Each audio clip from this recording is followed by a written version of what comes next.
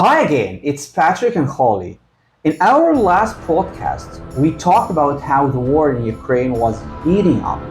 Events are happening so fast now. It seems that every few days there is major news. We reported on how the US gave Ukraine permission to strike deep inside Russia, with the US acting through NATO to supply Ukraine with satellite codes for these missiles. Russia considers this attack by all NATO countries, saying that now military bases in Poland are legitimate targets. In response to Ukraine striking inside Russia, Vladimir Putin updated Russia's nuclear doctrine. Russia's recent deployment of the reshaped hypersonic missile against Ukraine marks a significant escalation in the ongoing conflict. This missile, hailed as unstoppable by Russian President Vladimir Putin, is an intermediate-range hypersonic missile capable of carrying nuclear warheads.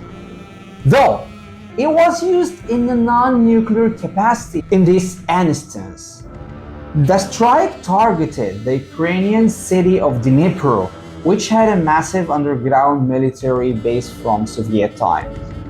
It's the first known combat use of this type of weapon. This action by Russia serves as a stern warning to the West about Moscow's readiness to escalate its military capabilities in response to support provided to Ukraine. Geopolitically, this development could intensify tensions between Russia and NATO, potentially drawing further international involvement and complicating peace negotiations. The use of such advanced weaponry also raises concerns about a new arms race and the broadening of missile technology in global conflicts. Meanwhile, Zelensky, the president of Ukraine, has been left scrambling, coming to terms with a peace proposal put forward by Donald Trump, who will enter the White House on January 20th. Donald Trump has proposed freezing the conflict, but in a scenario where the US continues to supply Ukraine with weapons. I want to get your perspective, Patrick. Are we looking at a scenario where the world could get tripped into World War III? Or are we into a new long Cold War? What does it mean now with the introduction of this new hypersonic missile? What's new nuclear doctrine of Russia? Remind us of what the Cold War was and why this could be a repeat. There are some commentators that are already talking about the fact that this is a world war because of the way that conflicts are popping up all around the world, like in Syria, and the role of Iran and Hezbollah. I don't think that it's a world war. There's been a lot of talk in the media since Russia used this hypersonic weapon, a lot of talk about the possibility of world war and even nuclear war. And it's amazing to me how casual commentators can be in just talking about these possibilities. They don't seem to take it seriously. I mean, even the fact that they're talking about this should have us all worried. Are we into a new long Cold War? I think so. Just recently, NATO has planned massive expansions in Europe. They're talking about building all sorts of new military bases. The events that have happened over the last 2 weeks, we're going to spend the rest of our lifetime coming to terms with it. But in a sense, the use of this new hypersonic missile has taken the conversation about nuclear weapons off the table. Because what it means for Russia now to have this technology, it means that they're sufficient enough. Yeah, they don't need to use nuclear weapons. Exactly. Let me explain how this Oreshnik missile works. It's like steel lightning coming from space. It's almost as hot as the sun, pulverizes everything to dust. It goes into underground humans' body, underground bunkers. Yeah, but Putin said that he's always going to warn the countries where he's going to use it so they can get out. It's impossible to hit with anti-aircraft. Now, when Russia updated their nuclear doctrine, they said that all of Europe now is considered, they can attack all of Europe. It's kind of a reversal of Article 5. You know how NATO's Article 5 says that if any country attacks a NATO country, all countries are obligated to come to their defense. Well, Russia now has the doctrine since NATO gave Ukraine satellite codes to do missile strikes deep inside Russia, that now that means all of NATO is involved in the conflict and they can legitimately target them. So if Ukraine keeps striking inside Russia, you could see more uses of this missile. But it's taken the conversation about nuclear bombs off the table because Russia could destroy every single military base in Europe in a couple of minutes with a hypersonic missile. They could tell the people to get out because there's no way to shoot it down, and it doesn't have radiation. So Russia's been very careful to avoid civilian deaths. Now the Cold War, this ended in 1989 with the fall of the Soviet Union, but we refer to this time as 1989. Yeah, I was born in 1987. Yeah. With the fall of the Berlin Wall, but the Cold War refers to the bipolar world of the 20th century, where there was this ideological conflict between communism and capitalism, but it also refers to the arms race. And the United States used the threat of communism to do imperialist expansion in Latin America. And in Cuba, they really were communists, but in a lot of those countries in Latin America that the United States claimed was communist, they really weren't. But the United States had a doctrine throughout the Cold War, which meant that any countries that wanted to be politically neutral were automatically considered to be on the side of the Soviet Union. And so they didn't allow any countries to be neutral, and they would target neutral countries with terrorism. And we started to kind of see this again. It's very disturbing. It looks as if Biden is doing everything he can as a lame duck president to ensure that the incoming President Trump doesn't make a peace deal. In fact, at this point, probably Russia is even more emboldened on their 3 demands for Ukraine. But what were those again? Recognizing the new territorial realities on the ground, never joining NATO, and getting rid of the Nazis, denazification.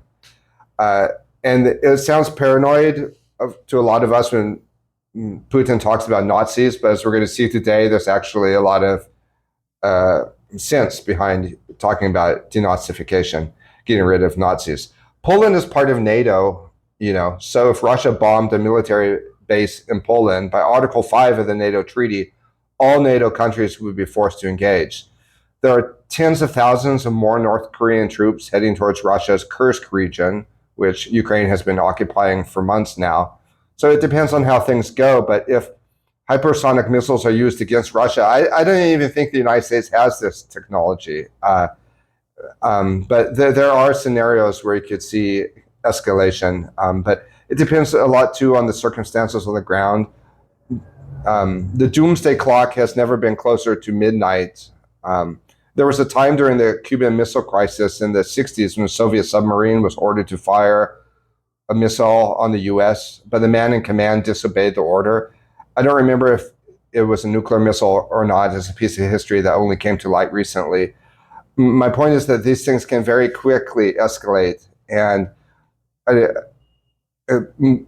commentators too easily talk about the possibility of nuclear war or a limited nuclear strike, and they don't realize how dangerous this is. But if you have the kind of dialogue between Donald Trump and Vladimir Putin, like John F. Kennedy had with Khrushchev, you might see a resolution of the conflict, or at least no more escalation.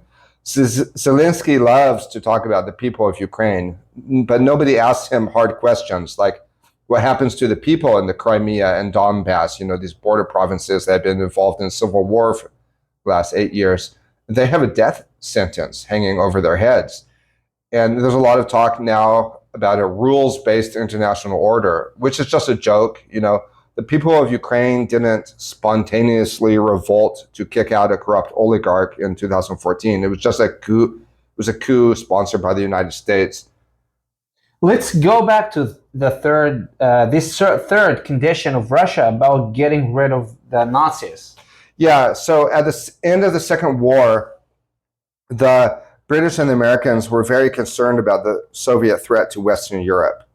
The nuclear bomb in Japan was meant to send a message to Stalin and the Soviet Union. Meanwhile, Stalin was taking over Eastern Europe and forcibly establishing dictatorships there in Poland, Hungary, Lithuania that were modeled on the Soviet Union. The very thing Hitler claimed to be fighting preemptively about. Hitler was very concerned about the threat of communism to Europe. And the British and the Americans aligned with the Soviet Union during the Second World War. But now the Soviet Union was officially an enemy.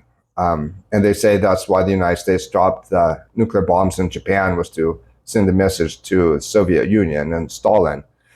Now, part of what I'm going to say now isn't incorporated into Putin's analysis about Nazis, but from my reading of history, I believe it's accurate. And that is that, and I don't think he really knows how bad it is, in terms of the Nazis. The Americans and the British brought 900 Nazi war criminals over to the United States to work for them.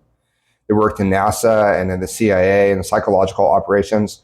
These were Nazis that they offered pardons to, because they had the Nuremberg trials where they hung them for crimes against humanity, killing Jews and all that. But they brought them over to the United States, and a vast network was put in place in Western Europe based on the premise that if Russians ever conquered Europe, there would need to be a resistance network. Even as a network called the Rat Line was being established in Europe to ferry Nazis through Spain and then to Argentina and the US. That's how they escaped, actually with the help of the Catholic Church. Yeah. Spain had collaborated with Hitler and stayed fascist long after the war. So even as this Rat Line was being established to help Nazis escape to South America and North America, the US and British intelligence were collaborating with ex-Nazis in Europe to stay-behind armies in the event of a Russian invasion. And they buried guns out in woods, did secret training, and maintained a close network, especially in Italy, based on ancient rituals of secrecy, similar to the Knights Templar. And as time progressed, the threat of Soviet invasion of Western Europe looked more and more remote. And the motivations of these stay-behind networks changed. They started targeting local communist parties, and because in France and Italy, Germany, there were communist parties that participated in the parliaments. And these stay-behind networks targeted local socialist and even nationalist organizations. I mean, nationalists who didn't favor U.S. military bases on their soil. During the Cold War, these neutral political groups were also considered to be aligned with the Soviet Union by U.S. policy. For example, Aldo Moro, the prime minister of Italy, he was centrist, but he was targeted because he wanted to do nation building. So it was a strategy of tension, and everything was made to look like these terrorist attacks, bombings in public places, train stations, shopping malls. It was made to look like it was the Red Brigades and communists and classic false flag and hijack narratives. How did they target these political parties? Through terrorist plots and very public bombings. They carried out bombings in public places, train stations, shopping malls, that sort of thing. They even assassinated, like I said, the pro-nationalist Italian prime minister. We've talked about this a little before in our video on World War II. That's on my BitChute channel. The point is that these stay-behind networks, also referred to as NATO's secret armies, okay, they used they evolved into a program called Operation Gladio. Most importantly, through the strategy of tension, they offered intellectual justification for considering any political organization in Western Europe that wanted to be neutral in the Cold War as automatically communist, because they could point and say, oh, look, communists are doing these atrocities in Western Europe. And there's an investigation, and this all came to light, and that and this has led to the situation today where Ukrainian oligarchs pepper the cities of Europe and have resurrected the neo-Nazi ideology.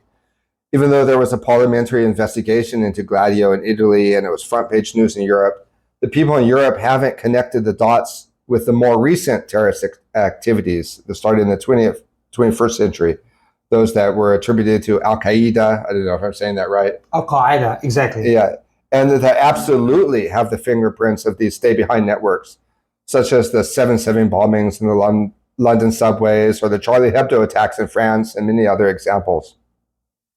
I've received information from those investigating these attacks that, although they're blamed on Muslims, it's straight up Gladio. The strategy of tension, false flag terrorism. It's these stay-behind networks that form the coup government in Ukraine.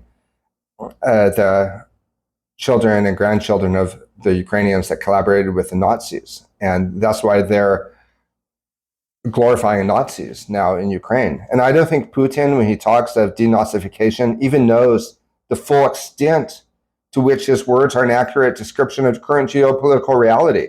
You got to understand what a full circle this is for Putin. When he first became prime minister of Russia, he was very, very pro-West. Like most people who had grown up under the Soviet system of tyranny, there was a tendency to idealize the United States and democracy. That's why at one point, Putin even wanted the Russian Federation to join NATO, as far-fetched as that sounds now, although he was rebuffed. Thank you, Patrick. As a Muslim, I'm curious about Charlie Hebdo. As you know, this organization painted some very blasphemous and pornographic images to do with Islam.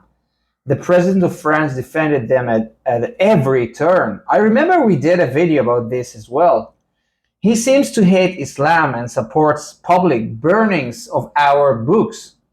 We heard that Islamic extremists burst into the Charlie Hebdo offices in 2016 and killed all the staff. And this is what the official count says. Yeah. Was that not what happened? Yeah, of course, Charlie Hebdo was a cartoon network in France that did these horrible drawings just to provoke. And then a couple years later, of course, they had the book burnings in France, which the president supported. But the Charlie Hebdo affair, it was NATO 100%. That's why I wanted to have Dr. Kevin Barrett on our show, since he's written a whole book on it called We Are Not Charlie Hebdo. Yeah, exactly. Let's pray he says yes. Meanwhile, what does this all have to do with Ukraine? After the false flag attacks of the 70s and 80s, referred to as Operation Gladio, public sentiment turned against non-aligned or neutral political parties in Europe. At the time, the CIA, working with British intelligence and the stay-behind networks of Nazis, set off bombs in Western Europe.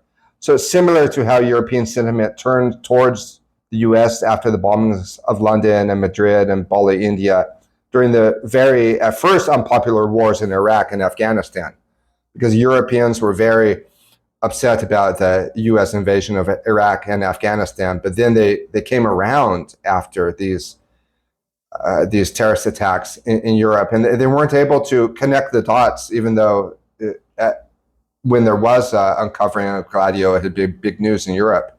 And after these terrorist attacks, Operation Gladio episode 2, you might call them, the 2.0, the public started supporting a crackdown on Muslims in Europe, even Muslims that had done nothing wrong and were not connected to military organizations in any way. Also allowed for Israel to wipe any peace talks with Palestine off the map. So it's now the children and grandchildren of the Ukrainians who collaborated with the Nazis in World War II that now run the new Ukraine and dictate policy from expensive hotels in Europe's capital cities, living off the US aid money. They've also been able to make a really big shift in Ukrainian culture, where now Ukraine glorifies the Ukrainians who fought with the Nazis during World War II, even though they killed Jews and ethnic Russians and carried out all kinds of atrocities, even seeing the war as a war for independence with Russia.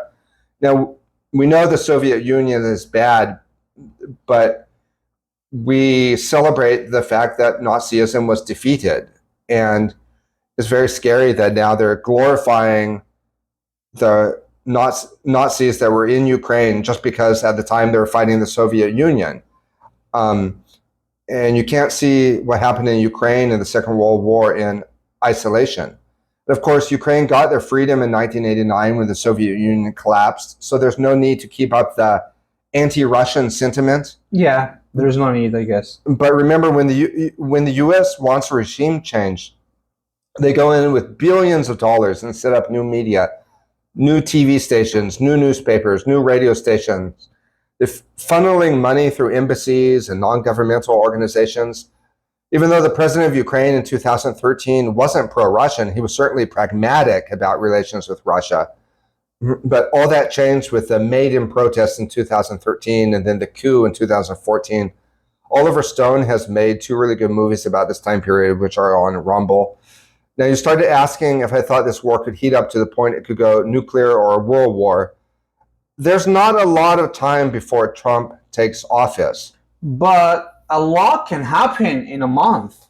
We must pray that cooler heads prevail. Ukraine needs to pull out of Russia. The pull-out method worked when the U.S. left Afghanistan 3 years ago. You just leave. My own take is that Zelensky is finished politically. Ukraine has lost the war. If they can agree to freeze the conflict, then Zelensky saves face. He claims that he's trying to stop Russia from invading and overtaking and grabbing all of Ukraine. So at least that way, a freezing of the conflict allows him to claim a kind of victory. But I don't think that Russia will agree, because in the meantime, while the conflict appears to be frozen, the US and NATO get to pump Ukraine full of weapons for a future war with Russia. It's like the US wants to wait Putin out and have a war in 20 years.